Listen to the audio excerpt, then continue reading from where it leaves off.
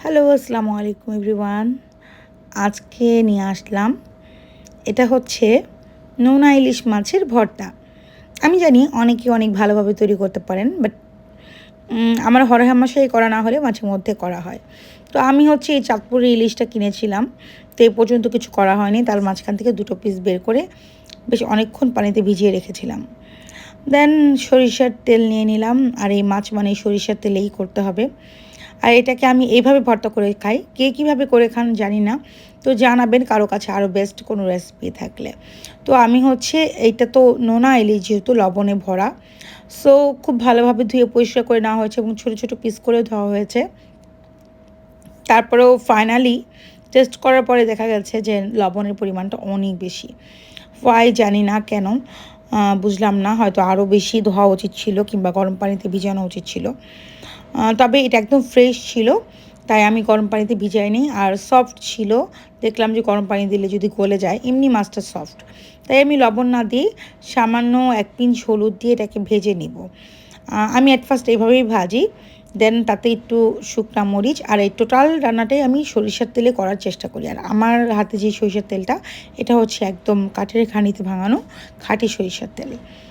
আর সরিষার তেলেই করার ট্রাই করবেন। আর যারা সরিষার তেল পছন্দ করেন না, তারা অ্যাভয়েড করে সয়াবিন তেল দিয়েও করতে পারেন। বাট যে কোনো ভর্তা কিংবা এই ধরনের কোনো আইটেমের তৈরি করতে হলে সরিষার তেলের স্মেলটা আসলে টেস্টটাকে অনেক বেশি ডেভেলপ করে, এনহ্যান্স করে, তাই আমি সরিষার তেলেই করে নিচ্ছি।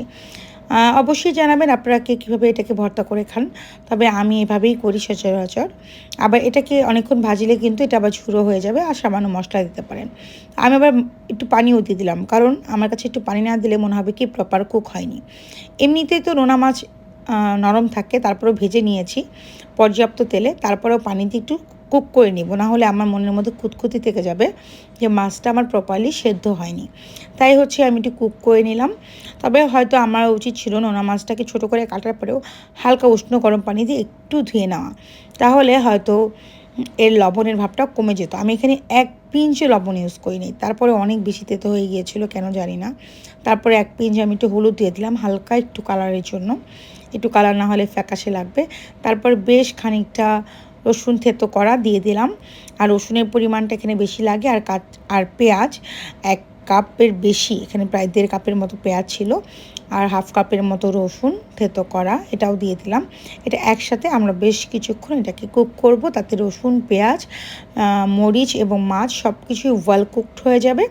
দেন হচ্ছে আমরা এক্ষেত্রে সামান্য একটু পানি ইউজ করেছি, আর এটাকে আমি এখন ঢাকনা দিয়ে দিব সেদ্ধ হবার জন্য। তাতে যেটা হবে, সফট যে ছোটো ছোটো কাঁটাগুলো আছে এগুলো সেদ্ধ হয়ে যাবে। আর নোনা ইলিশের কাঁটা এমনিতেই সেদ্ধ হয়ে যায়, মাছটার বড় বড় কাঁটাগুলো ছাড়া, ওগুলোকে আমরা পরে বেছে ফেলে দিব। আর এই পানিটা শুকানো অবধি আমরা এটাকে কুক করে নিব, যেন খুব প্রপারলি পেঁয়াজ, রসুন এবং মাছ প্রপারলি কুকড হয়। আমার কাছে যেন এই ডাউটটা ফিল না হয় যেন মাছটা আসলে প্রপার কুক হয়নি, কারণ সবাই তো সমান না। আমি হচ্ছে কোনো জিনিস ওয়েল কুক না করে খেতে খুবই আমার ইরিটেট লাগে, এটা আমার ব্যক্তিগত ব্যাপার। তো অবশ্যই করে আপনারা জানাবেন, আপনারা যারা আসলে তৈরি করেন কিংবা যাদের এই নোনা ইলিশ ভর্তাটা অনেক ভালো হয়, তারা কে কীভাবে রান্না করেন, কিংবা আমার রান্নাটা কেমন লাগলো, কিংবা কোনো চিজ থাকলে অবশ্যই শেয়ার করবেন। আমি সেটাকে সাদরে ওয়েলকাম জানাবো, ট্রাই করব সেটাকে ফলো করে একটু নতুন করে করার জন্য। তবে অ্যাজ ইউজুয়ালি আমি এইভাবেই করি সবসময়। তারপরে একটু নেড়ে চেড়ে আমি এর মধ্যে যে এক্সেস পানিটা ছিল সম্পূর্ণটাই শুকিয়ে নিব, এর মধ্যে কোনো রকম এক ফোঁটাও পানি থাকা যাবে না। দেন হচ্ছে আমি আরও একটু সরিষার তেল দিয়ে এটাকে আর একটু ভালো করে ভেজে নিচ্ছি।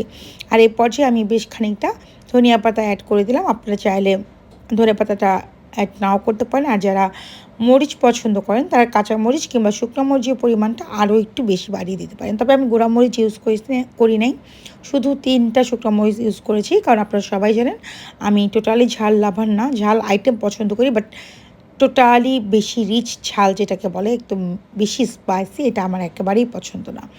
তো যাই হোক, অনেক দিন হলো ইচ্ছা ছিল খাওয়ার, তবে রান্না করেছি, ফাইনালি আমার এটা খাওয়া হয়নি। রিজনটা নাই বলি।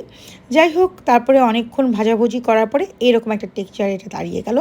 এখন টোটালি তেলটা উঠে এসেছে, এখন বোঝা হয়ে গেল যে হয়ে গেছে।